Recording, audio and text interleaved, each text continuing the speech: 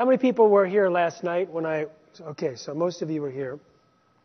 We're going to elongate and elaborate and whatnot what we've discussed. We may repeat some of it. How many people were not here last night? All right. How many of you are foodies? How many really work a lot of your life around your food? That's a better question. Yes. And how many of you conscientiously try to avoid eating genetically engineered foods? All right, now I want to make it harder for you. I want to ask you to rate yourself from 1 to 100 how vigilant you've been at avoiding GMOs in the last few months, including going out to eat, including eating at other people's places, as well as shopping. So give yourself one number. 1 means, what's a GMO? Or on the scale of 1 to 100, the average American is about -7. And 100 is extremely vigilant, as much as you can do. So how many people are in the lowest category of 1 to 20? Raise your hand. All right, thank you. Look around. Just put your hands up again. We're looking around. This is a pre-test for the whole audience, okay? All right, 20 to 40, 40 to 60, 60 to 80, 80 to 100. All right, so around 40 to 100, it's evenly spread. And less in the 0 to 20 or 20 to 40. And that's unusual, because usually it's skewed towards the bottom. Now rate yourself from 1 to 100 how active you are at talking about GMOs, telling others, educating people. And 1 means not at all, 100 means extremely. So how many people are at low levels of active? 1 to 20, raise your hand. 20 to 40, 40 to 60, 60 to 80, 80 to 100. All right? Very similar. So we're going to see how you feel about GMOs in terms of your self-rating number going forward in about 45 minutes. Now, there were enough of you that are avoiding GMOs sufficiently to ask this question. Raise your hand if, when you started avoiding GMOs, you noticed some improvement in your health. Raise your hand and keep it up, please. Look around. Okay, so there's a substantial number here. All right, some improvement in the health. So let's hear, if you care to share, a symptom that you noticed improved or disappeared. Yes? Inflammation.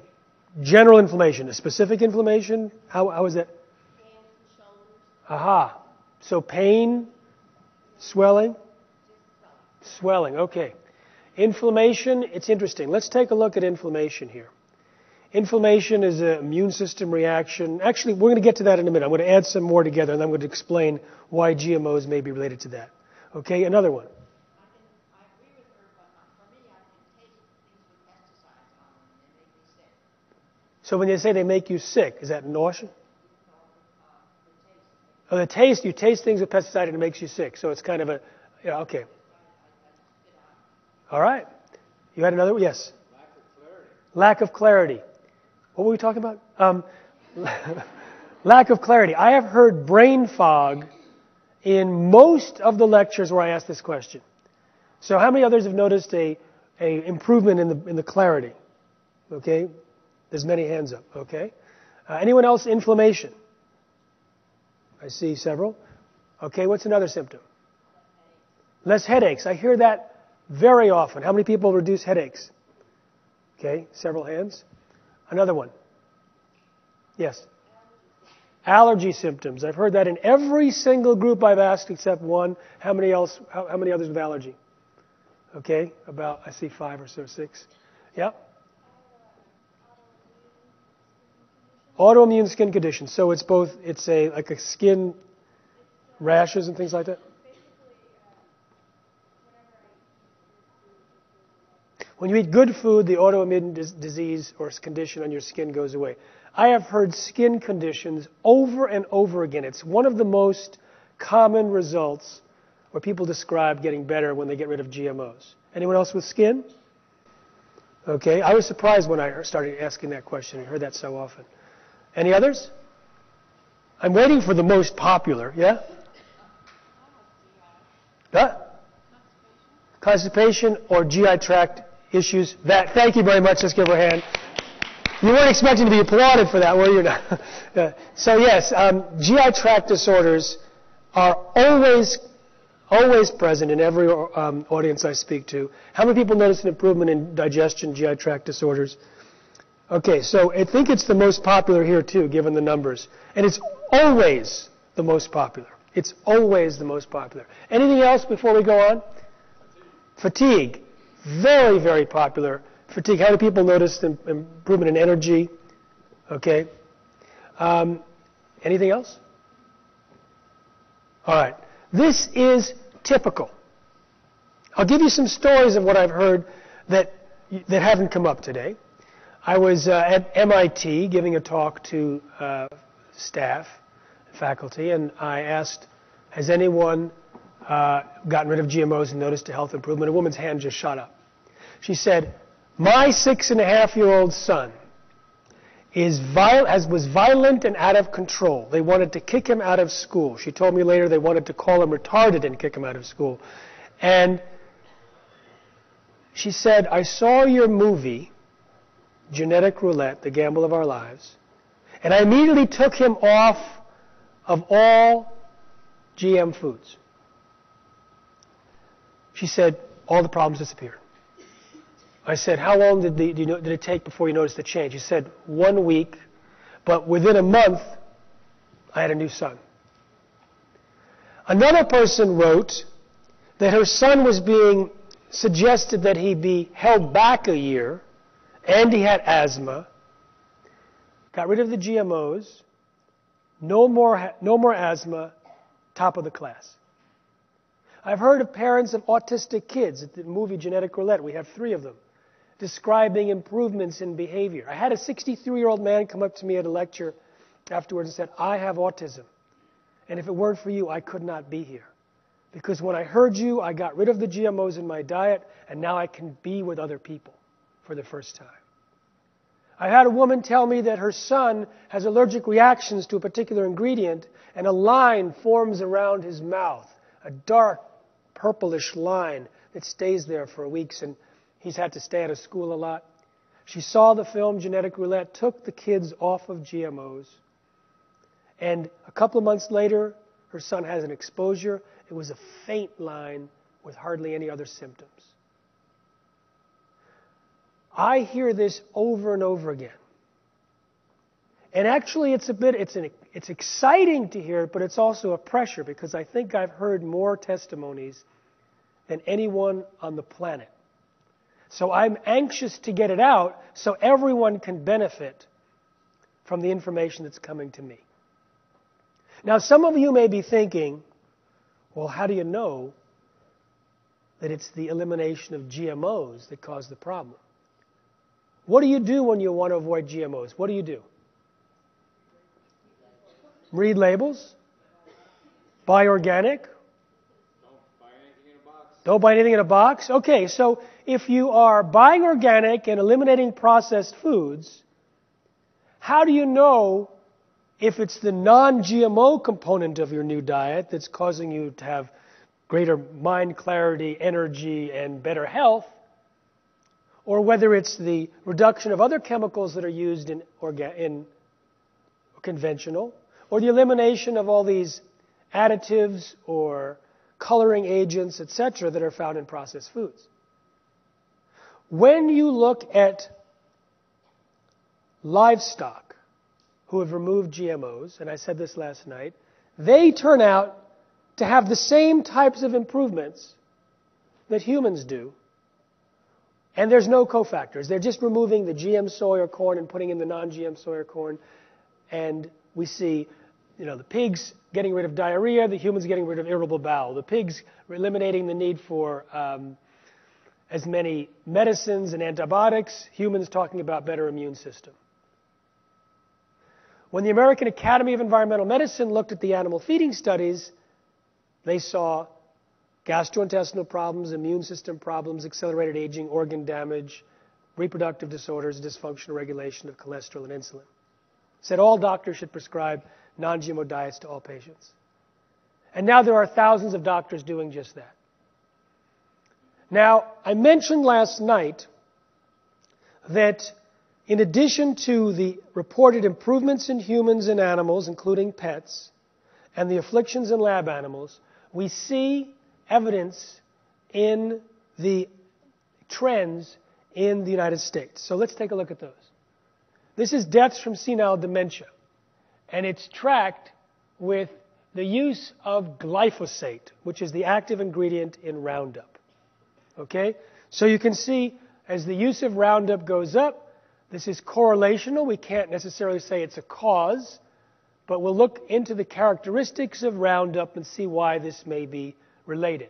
This is deaths from Parkinson's, and this is both GE corn and soy use in the United States and Roundup. This is diabetes. This is the trend line of where diabetes used to be before these were introduced. And this is where the trend line is removed.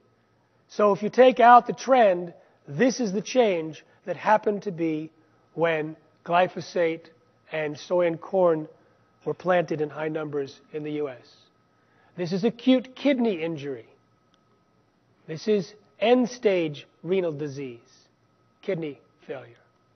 This is kidney and pelvis cancer incidence. This is thyroid cancer. This is liver and bile duct cancer. And these are the locations where glyphosate concentrates in the areas where there is an increase in cancers in the United States. Hepatitis C, liver problems. High blood pressure. Autism, dramatically lined up. This is low birth weight babies. Inflammatory bowel. Chronic constipation. Death due to intestinal infection. Peritonitis, a gastrointestinal disorder. Obesity. Rheumatoid arthritis. And this is incidence of celiac disease corresponding to the introduction of GMO canola. This is celiac disease in an Alberta hospital, which is where they planted a lot of GM canola, which is Roundup ready, among others. Those are some of the correlations. And what we're going to do is we're going to look at how GMOs might be causing these problems. Now, there's good news at the end. So, this is an interesting weekend. There's a lot of intense information. So we're going to take each other's hands, not really, take a deep breath and step into the section of my talk which I call Death, Disease, Destruction, and Despair. Don't leave in the middle, you'll be very depressed. At the end, I'm going to describe to you some very good news in much more detail than last night, and also what we can do about it. It turns out we're having an incredible impact on the whole GMO scenario, and part of it is because we have been able to document this information, share it with millions of people, and you'll see how that makes you feel and how that changes your attitudes today, and how we can have that in much higher numbers working together. So, GMO. Does anyone not know what a GMO is? Probably I should have asked that earlier. Let's say you want to create a corn plant that produces its own toxic insecticide. So you take a live living bacterium called Bt, or Bacillus thuringiensis, that produces its own toxin called Bt toxin. The toxin pokes little holes in the cell walls of insects to kill them. You take the gene from that bacterium and you make millions of copies. And you put it into a gene gun. And you shoot that gun into a plate of millions of cells, corn cells, hoping that some of those genes make it into the DNA of some of those cells. Then you clone those cells into a corn plant. Now, every single gene, every single cell of the corn plant contains a gene-sized spray bottle that produces Bt toxin. The process of insertion, whether done by gene gun or bacterial infection, plus cloning, creates massive collateral damage in the DNA. 2 to 4% of the DNA is different, mostly mutated, because of the process of insertion plus cloning. It was pointed out by someone at our table today that 2 to 4% change in the DNA, that's significant. And we talked about it, and on his inspiration, I looked it up in Google. Chimpanzees have 98% of the DNA as humans. So 2 to 4% difference in the genome is significant. What it means practically is genes create RNA, create proteins, so the changes can increase the amount of proteins or decrease the amount of proteins or shut off genes or turn on silent genes. And this is ignored largely by the biotech industry and the regulators. So in the Bt corn that Monsanto sells, they never checked to look at all the changes in the DNA, in the RNA, in the proteins, in all the metabolic pieces that end up there, that are created from that process. They never looked. So an independent scientist looked at the proteome, all the changes in the proteins. They found 43 proteins that were dramatically increased or decreased or shut down or turned on in Monsanto's Bt corn. That Monsanto didn't know about, that no one knew about. It was already on the market. One of those changes was a gene that's normally silent in corn that was switched on that produces something called gamazine, which is a known allergen. So there is an allergen in that corn that some people may be reacting to, some people may be dying from, that's not labeled, that was never known, that was ignored. The authors of that study said, interestingly, there's this new allergen. It was only interesting that there was a potentially deadly new protein in corn already released onto the market and being fed to billions of people. But a major concern to them was that there were some proteins there that had been truncated and had completely different shapes. When you change the shape of a protein, it can go from harmless to deadly.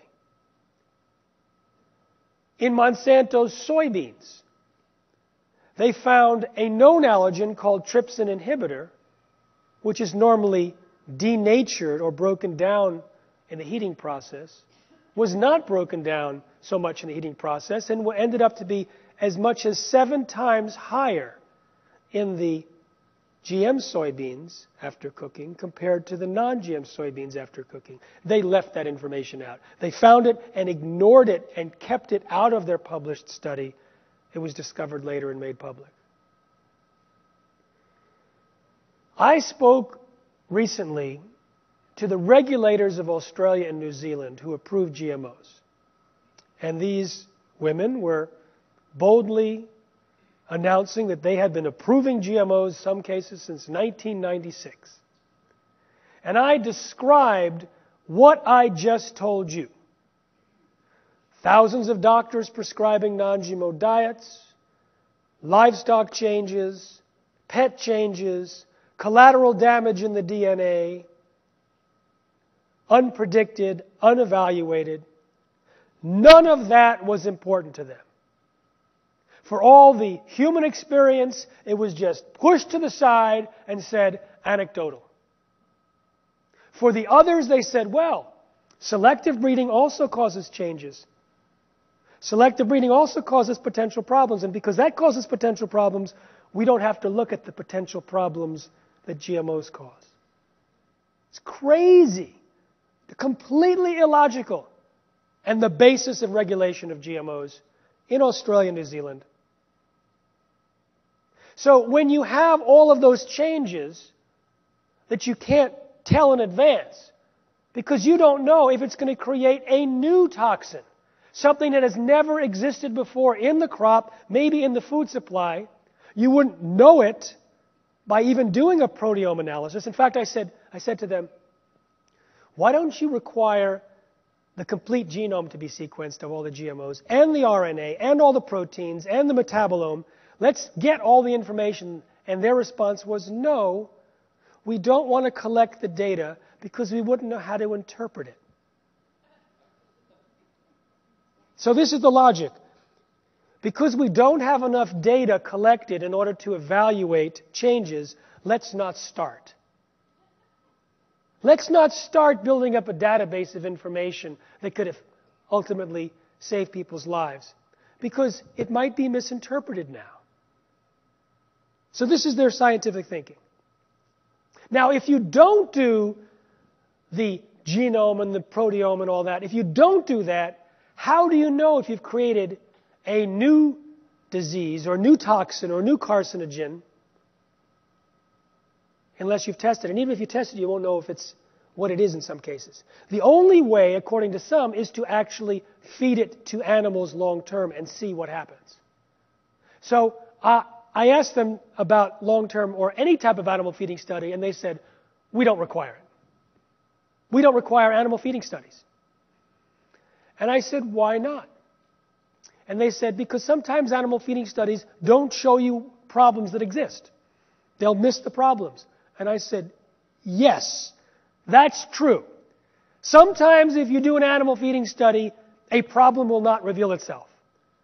But there is a body of literature that shows that animal feeding studies do show up problems all the time that are never evaluated in just the composition of a crop.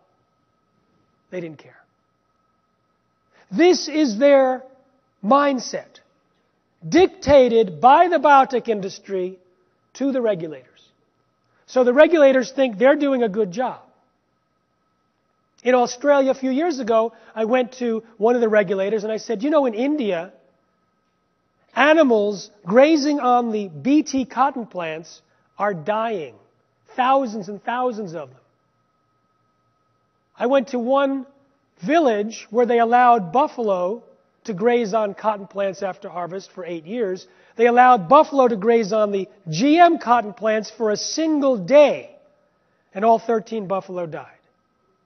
They also lost 26 goats and sheep. On top of that, people handling the Bt cotton are getting allergic reactions. They're getting rashes. They're getting upper respiratory issues. I said, have you investigated into that? Are you going to investigate? The regulator said, India is not our jurisdiction. I said, it's the same plants you plant here. Later on primetime television with the head of the Australian FDA, I challenged him and he went, I'm sure we're doing a good job. Now, all of what I've described in terms of Australia and New Zealand, actually, let me just do a couple more, because this is my favorite. I have a weird, I'm an investigator, so it's like, oh, good, I found something. It's like, I like the drama. There was a scientist who I write about in Seeds of Deception who was fired and stripped of responsibilities and forced out, and he was horribly treated. And I wrote it all about, first chapter, Arpad Pustai, and then I finished the chapter and it was going to go to press soon, and I read somewhere that he had been robbed, burglarized, and his notes had been stolen from his house. So I called him up and said, Arpad, you had a burglary. Someone stole your notes. He goes, yeah. Why didn't you tell me? This is great news.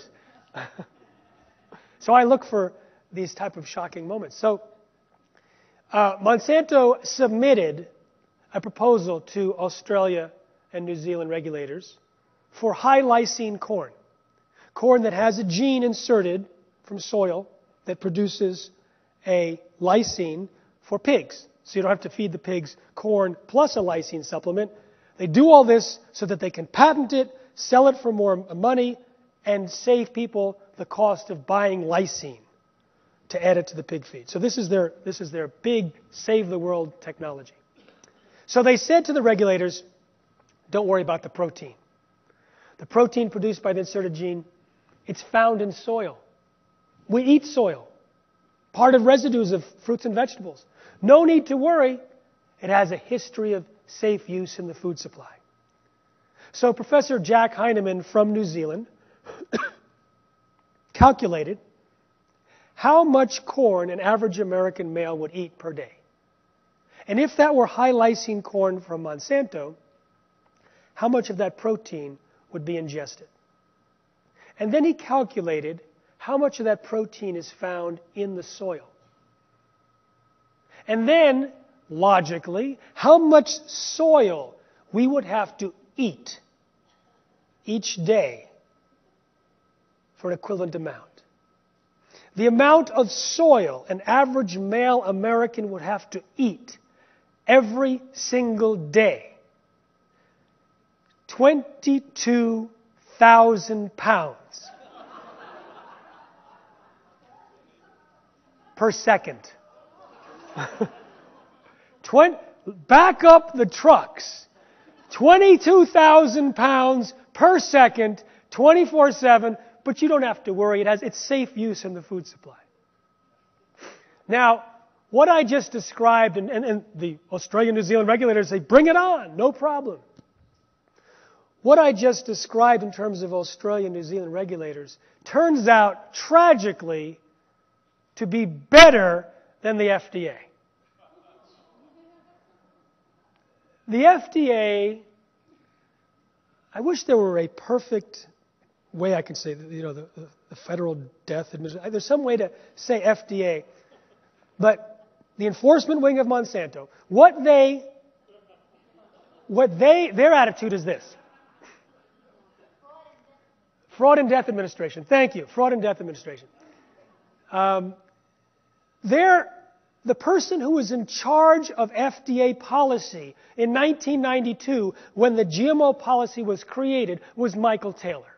Michael Taylor was Monsanto's attorney. Later, Monsanto's chief lobbyist and vice president, now put back at the FDA by Obama as the U.S. food safety czar.